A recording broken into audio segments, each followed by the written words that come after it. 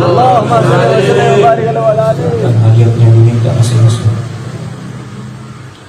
Masalah ya Rabbana.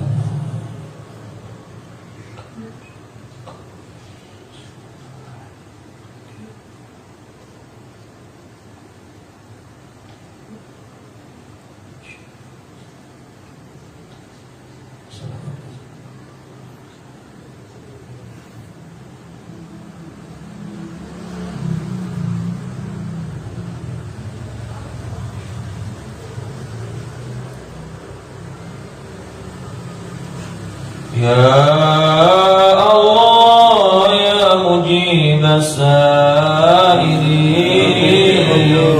Ya Allah ya arhamar rahimin. Amin ya Allah. Innaka ala kulli syai'in qadir.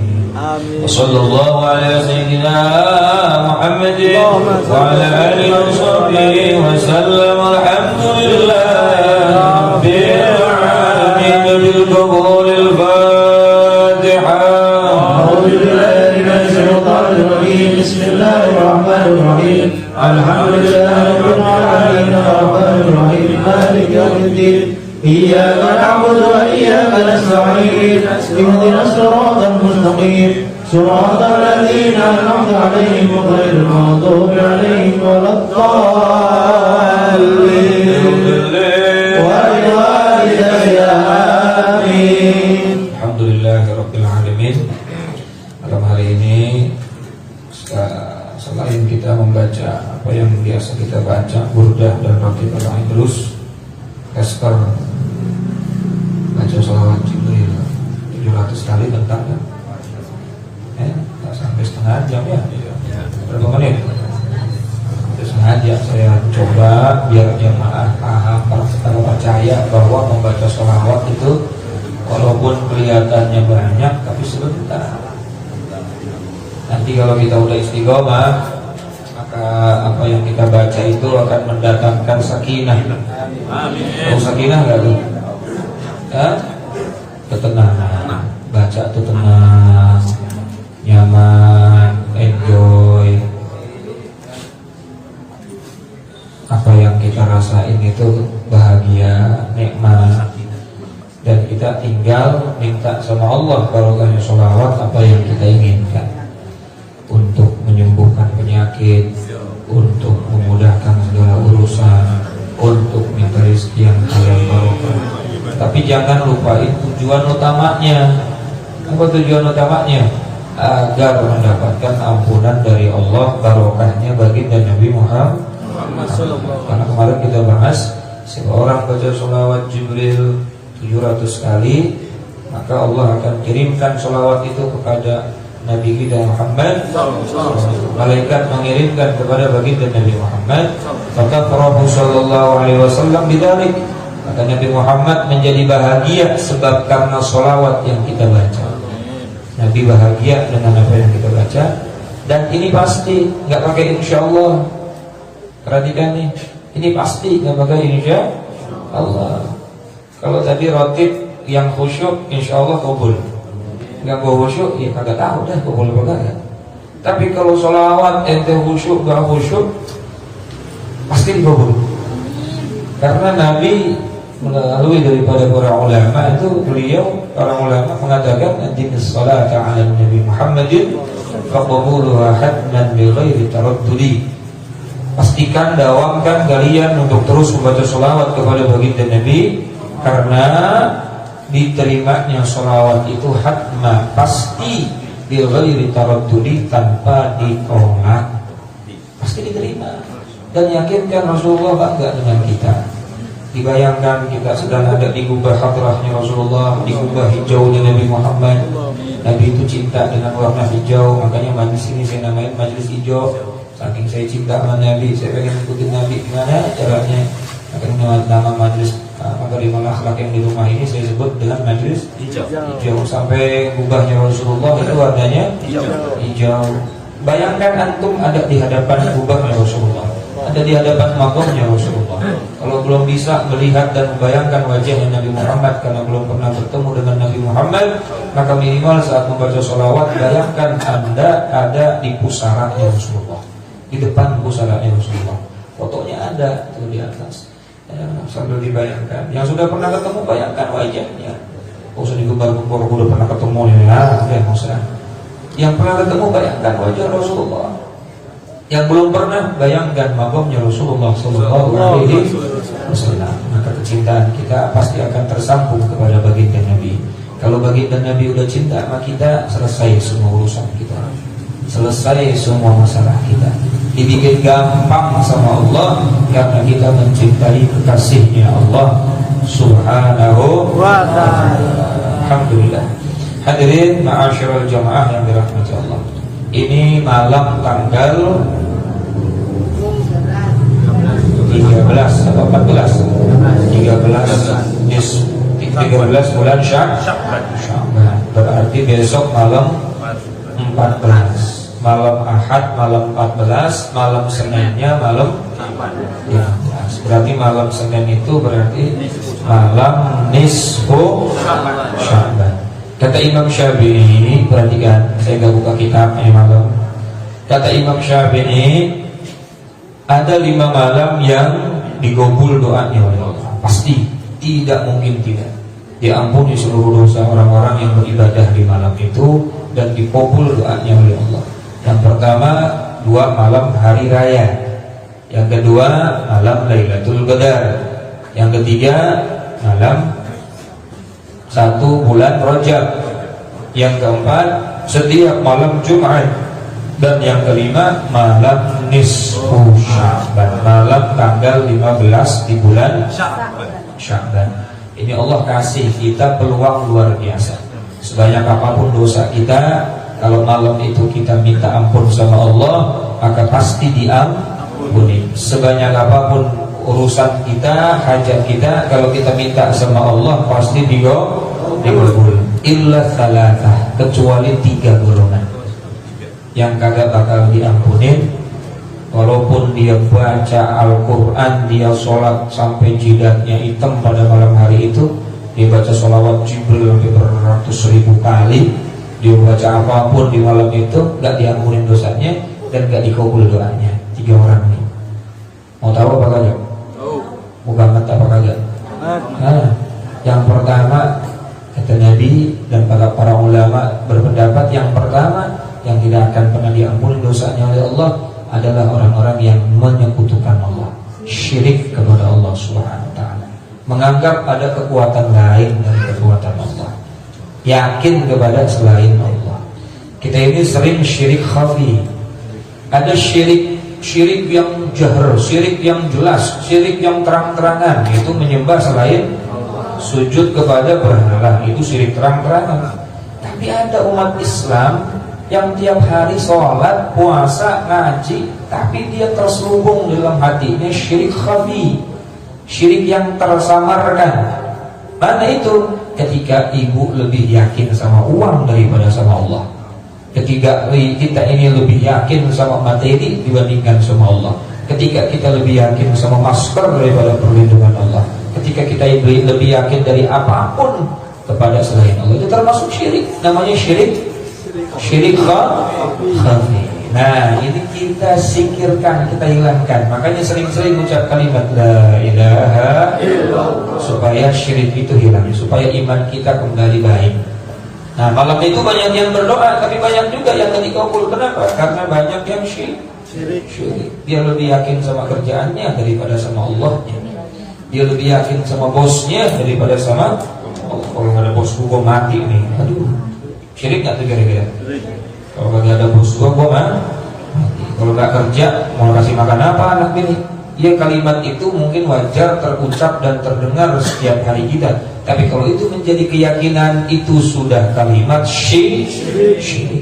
Coba kalimat mau dikasih makan apa anak istri kalau enggak kerja, itu kalimat yang sering yang biasa. Mungkin itu menjadi adat biasa manusia. Tetapi kalau itu menjadi keyakinan, diyakini kalau enggak kerja enggak makan, berarti Anda sudah menghilangkan Tuhan.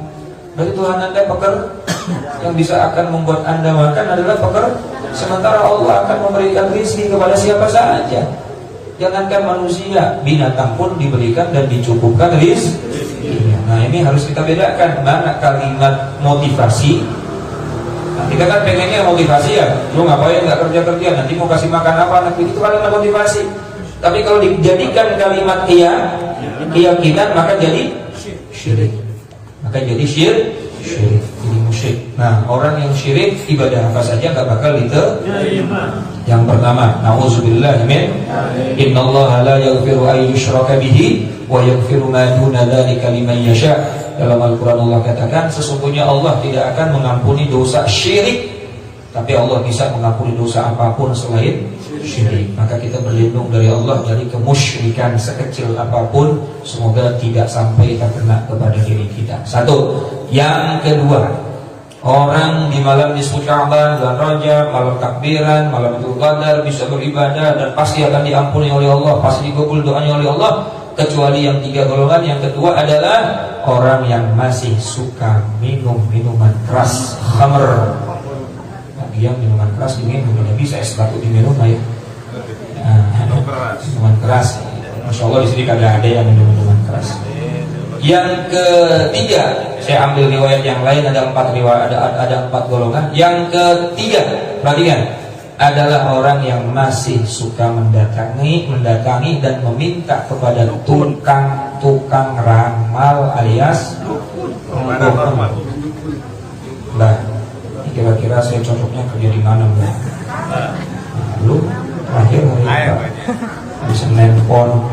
Terus Semenpon nggak cocok kerja di langit, nggak cocok. Ya memang saya lagi di bumi, Mbak. Suka sholat, ibadah ibadah, tapi kalau urusan nasib suka minta sama dukun. Nauzubillah. Nauzubillah. Kalau ada yang ngeramal apa kiamat, ada orang yang mati belum kiamat.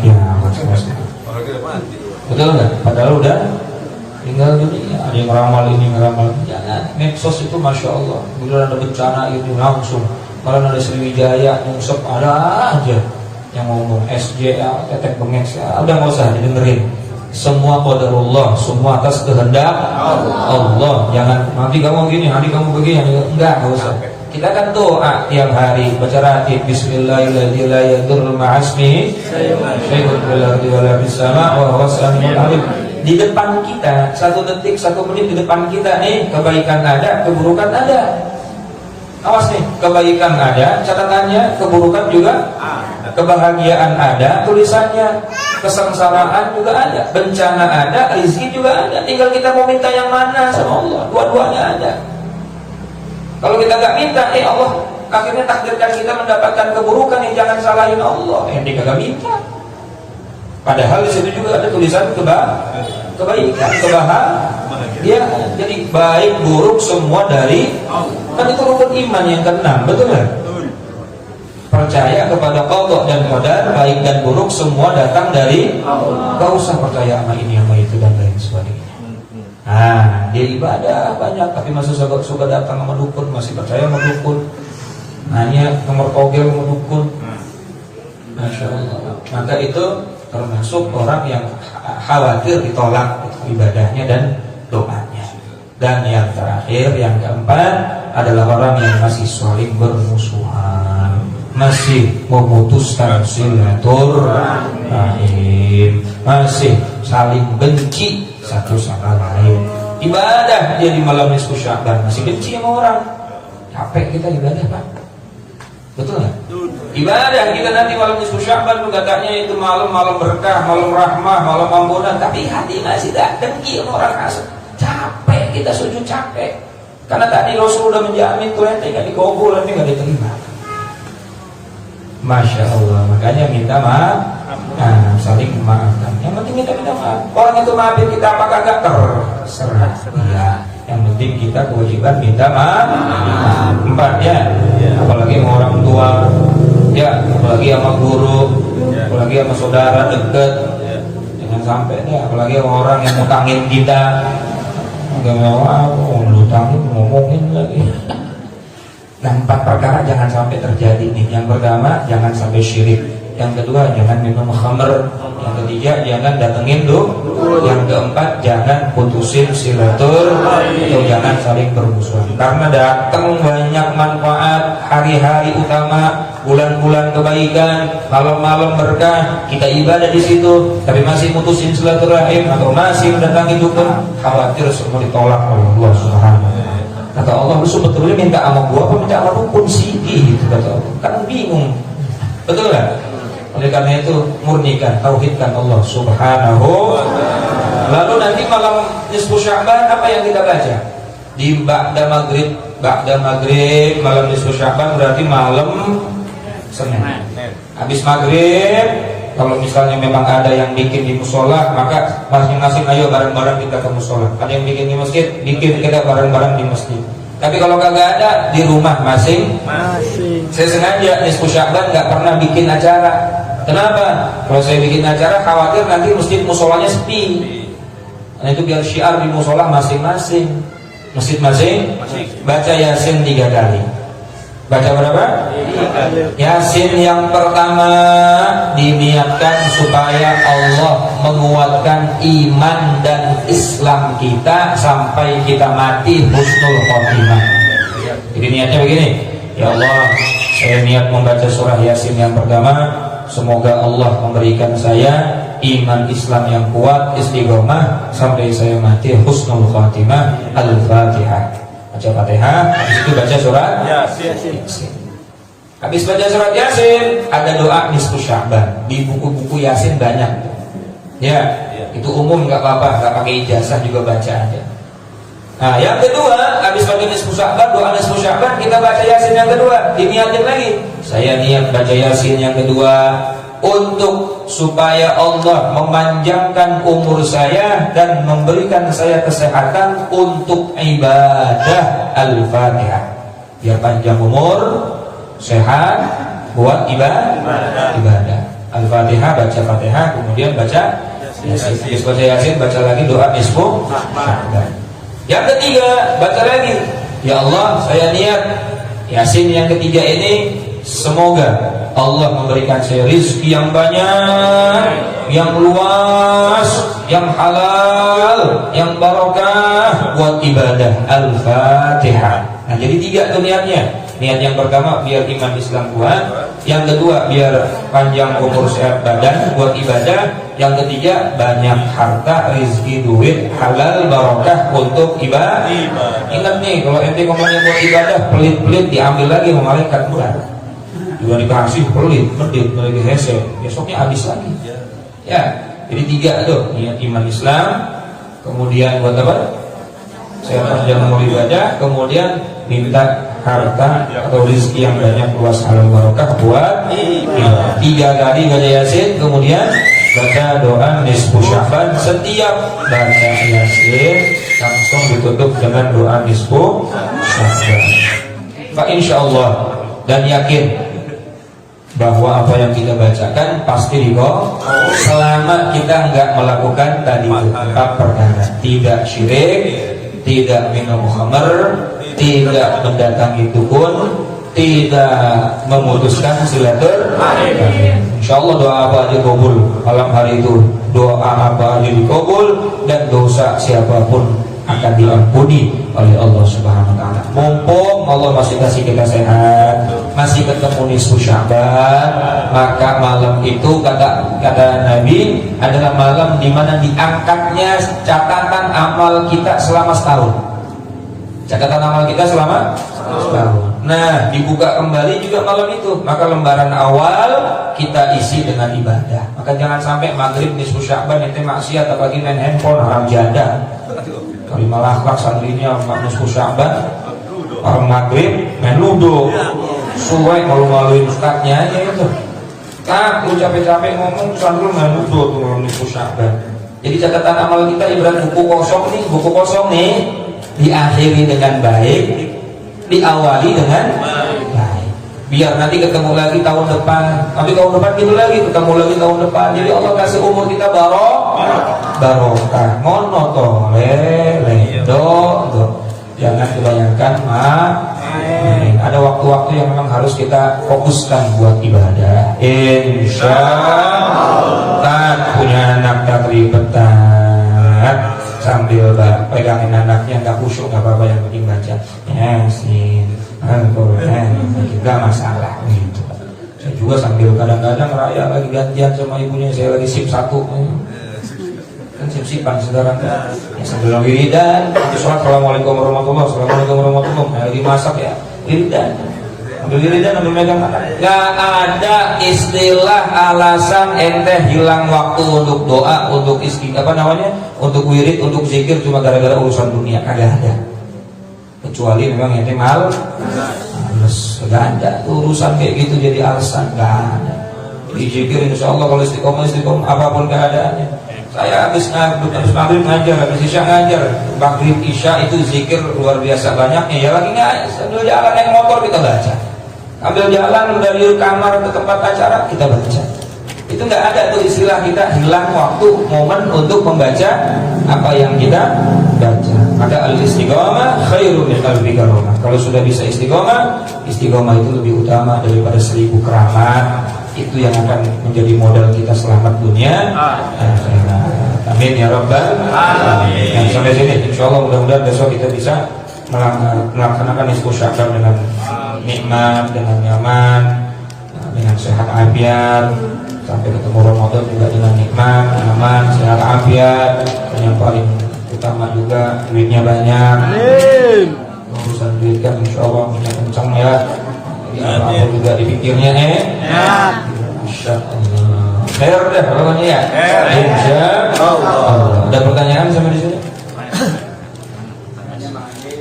Biasanya kirim tulisan. Oh, Ustaz mau nanya. Kalau ini apa namanya? itu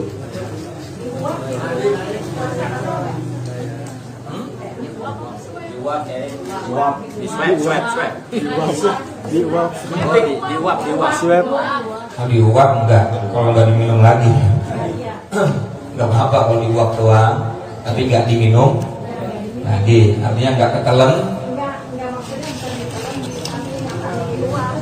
Iya.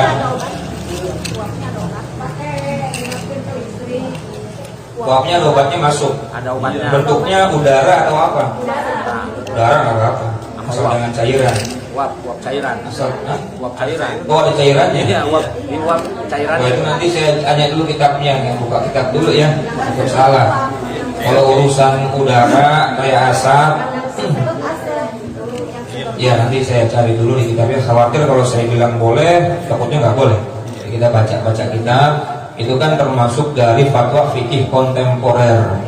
Nah, fikih apa namanya? Kontemporer itu kekinian bahasanya. Fikih keki, termasuk swab, termasuk vaksin, itu batalin puasa apa enggak? Itu nanti besok dah. Malam Sabtu besok kita bahas tuntas masalah apakah yang kekinian sekarang ini termasuk batal atau tidak dalam urusan puasa. Ya buat Nurjana ya, buat PR saya itu ya. Takutnya kalau saya bilang boleh, nanti kita lihat kasusnya itu uapnya uap cairan atau uap hanya asap saja, nanti kita bahas. Sabar 1 minggu lagi kita akan bahas itu.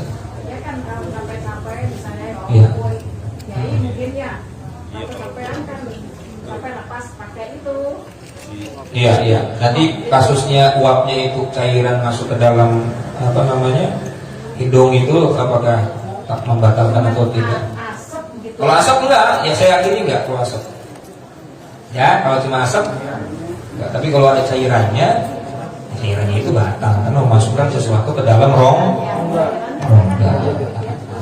Ya, yakinnya nanti minggu depan ya.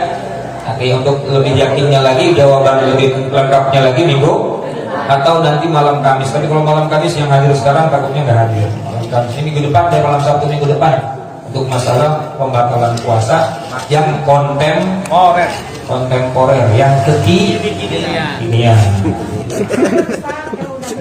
Iya, seger. Saya belum pernah sih. Gini ya. Ada lagi yang lain? Ini. Oke. Kami. Saya kalau memilih pasangan wanita Lah baik. yang tampan itu maksudnya kategori awal kan ya. Masya Allah. Cara mencari pasangan. Ini yang nanya pasti Jomblo. nyari pasangan. Nabi nyuruh kita nyari pasangan yang pertama agamanya, Agama. yang kedua cantiknya, jamiliha. Cantiknya boleh untuk jadi ukuran, jangan sampai ente kondangan ketemu ustadznya, gurunya, gininya dititipin di warung kopi. Ini lu kemana? Ada dia kemana? Ada, malu dia. Boleh wajah milih. Kemudian turunannya, nasabnya bagus apa enggak nih anak? Orang tuanya itu ahli ibadah atau enggak? Atau minimal tuh orang tua bukan ahli maksiat. Lalu waghaniha wa maliha, boleh juga tuh ukurannya adalah hartanya. Jadi kalau kata Al-Khwarizmi itu seorang ulama besar, pencipta algoritma. Tahu algoritma ente? Hah? Dunia teknologi ini gak mungkin bisa terpecahkan kalau kagak ada algoritma. Nah, yang menciptakan itu adalah Al-Khwarizmi.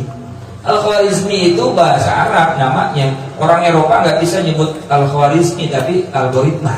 Seperti Ibnu Sina. Ibnu Sina itu bapak kedokteran dunia. Itu orang Islam, ulama. Tapi disebutnya sama orang Eropa Avicenna. Padahal Ibnu Sina punya kitab namanya Asy-Syifa, ada di salah satu universitas munafik di dunia, di Universitas Oxford.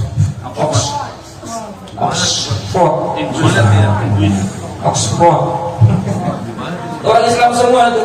Nah, kata Al-Khwarizmi, perhatikan nih yang nanya nih, yang pengen dapat jodoh. Wanita itu kalau solehah nilainya 1. Tambah lagi cantik, cantik itu tambahin 0 jadi 10. Tambah lagi kaya 0 lagi jadi 100. Udah solehah, cantik, kaya. Berarti apa? 100. Coba, tak jangan masya Allah dulu ente. 1 untuk solehahnya, 0 untuk cantiknya, 0 lagi untuk kayaknya. Kalau 1-nya kagak ada, cantik sama kaya keluar aja. Aman. Nah, jadi boleh silahkan cari yang perfect, silahkan. Tapi dasarnya adalah soleh. Atau minimal mau diajak ibadah. Itu dulu. Karena orang doyan-doyanan, ente masya Allah. Ya doyan-doyanan, lakinya doyan ngaji, bininya kagak, pulang malam dikit dari mana aja seluruh. Ada kayak gitu. Tapi kalau sama-sama ngaji enak. Kita sama-sama bodoh, tapi kalau sama-sama ngaji insya Allah selamat. Tadi itu solehah nilainya 1, cantik nilainya 0, kaya nilainya kalau digabungin jadi 100. Tapi seandainya nggak ada kaya, cuma cantik sama solehah jadi 10, masih bagus, betul nggak? Nggak ada kaya, nggak ada solehah, masih ada Coba bayangin kalau nggak ada solehahnya, cuma cantik sama kaya doang. Khwarizmi mengatakan ente mendapatkan 0, nggak ada nilai, walaupun kaya dan cantik. Susah. Tak nama calon saya Soleha. Berarti saya udah dapat 1 nih tadi ya. Iya. Soleha itu sifat dan pribadi. Ya, wajib.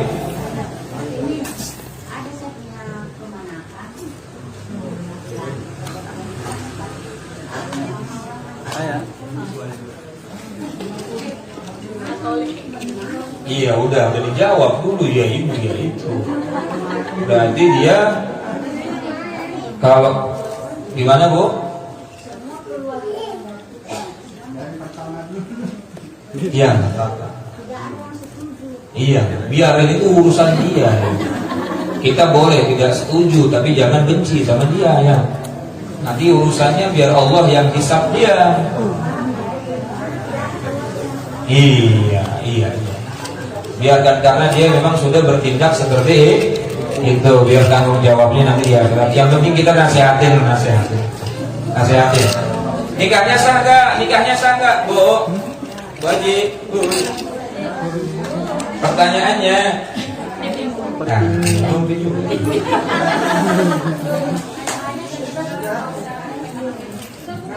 ya, pernikahannya tidak sah. Tapi bagaimana kita menyikapinya? Ya sudah, karena dia sudah mengambil sikap seperti itu, biar dia tanggung jawab dunia akhirat. Kita sudah nggak usah benci sama orang. Nggak ada untungnya capek kita benci sama orang ini. Ya, biar dia tanggung jawab dunia akhirat. Kita sebagai keluarga kalau ingin memberi peringatan, silahkan berikan peringatan, tapi nggak usah terlalu membenci karena tidak ada untungnya. Nanti dia punya hukum sendiri di hadapan Allah. Ada lagi? Terakhir ya? Ya. Kalau misalnya ada pernyataan gini, gak good look, kalau good looking itu apa ya? Good looking itu aman. Good looking. Ya, good Sarip banget itu. Langsung buka pensi. Good looking.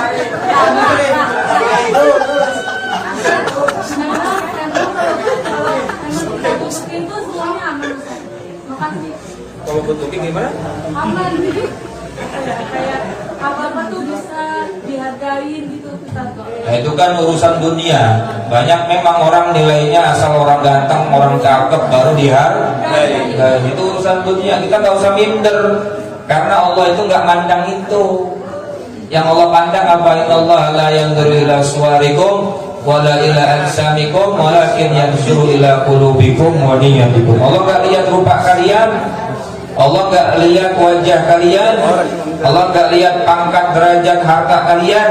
Yang Allah lihat apa? Qulubikum, hati kalian dan takwanya kalian. Jadi nggak usah minder, oh dia good looking banyak temennya, kalau saya git leaking. Nggak usah begitu. Yang penting Allah ridho. Kalau Allah ridho, Allah cinta sama kita, Rasul cinta sama kita, akan menjadi magnet, orang lain pun akan suka sama kita. Andai kata ada orang memandang atau temenan cuma gara-gara urusan dunia, nggak lama begitu, paling dunianya habis, ditinggal. Betul nggak? Ditinggalin. Masya Allah. Tapi kalau orang itu berteman karena Allah, berhubungan karena Allah, maka dalam keadaan apapun dia akan terus menjaga persaudaraannya, persahabatannya. Jadi orang usah minder, oh saya kan good looking, Pak Ustaz, saya malu, ya. Terakhir, nih dari siapa ini? Malaysia. Assalamualaikum Pak Ustaz.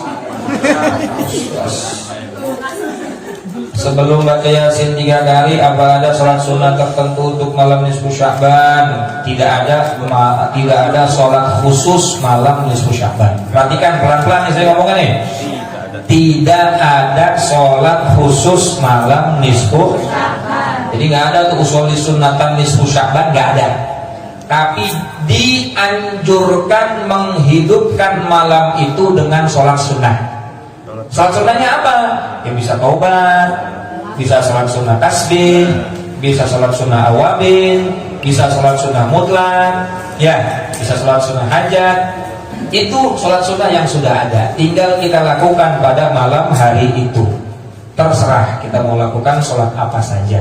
Tapi nggak ada sholat sunnah nisfu Sya'ban. Awas nih, jangan sampai saya disalahin. Kata Pak Ustaz sholat sunnah nisfu Sya'ban, sampai ngomong. Maluin ngomong. Jadi nggak ada usul sunnatan nisfu Sya'ban. Yang ada usul sunnatan tasbih, usul sunnatan mutlak, usul sunnatan awabin, usul sunnatan taubat. Pada malam itu kita kerjain untuk menghidupkan malam yang dimuliakan oleh Allah, biar kita mendapatkan ampunan. Paham? Semuanya paham insyaallah ya. Semoga Allah kasih kita istiqomah, panjang umur, sehat badan. Ketemu lagi di malam berikutnya dalam keadaan sehat afiat dan dalam diberkah dan kemuliaan dari Allah Subhanahu wa taala.